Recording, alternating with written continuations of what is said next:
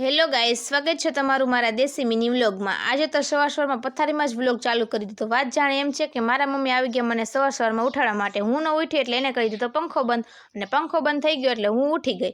અને આજે ઉતારવાની હતી મકાઈ, એટલે હું થઈ ગઈ મકાઈ ઉતારવા માટે રેડી। અને પછી આવી ગઈ હું મકાઈ ઉતારવા માટે। તો જો બધા જ મજૂરો મકાઈ ઉતારે છે, અને હવે આપણે પણ ઉતારવા મળીએ। તો ફાઇનલી આપણી બધી જ મકાઈ ઉતરી ગઈ છે, અને આ ઢગલો નાનો છે। હજુ જોવો જોઈએ, આ ઢગલો નાનો છે ને હું તમને હવે મોટો ઢગલો બતાવું। જો આ ઢગલો મોટો છે। તો આજે તો આપણે બધી જ મકાઈ ઉતારી નાખીને પછી આપણે એક ડોડો આપી દીધો ચક્કીબેનને ખાવા માટે। તો જો બધી ચક્કલીઓ ખાય છે અને તેમના બચ્ચાને પણ ખવડાવે છે। જોઈ શકો છો તમે કેવા નાના નાના બચ્ચા છે। અને હવે ભરવાની છે મકાઈની થેલીઓ। તો બધા મકાઈની થેલીઓ ભરે છે, અને મારા પપ્પા પણ ભરે છે। અને પછી પીવું હતું બધાને લીંબુ શરબત, એટલે હું આવી ગઈ લીંબુ શરબત બનાવવા માટે।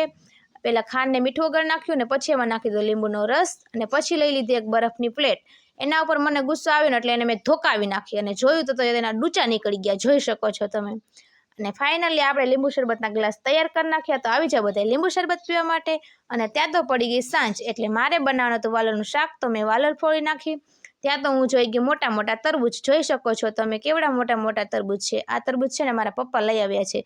જો આ છે ને 6 કિલોનું છે, અને પેલું છે ને 5 કિલોનું છે। ને હવે કરવાની છે તરબૂચ પાર્ટી।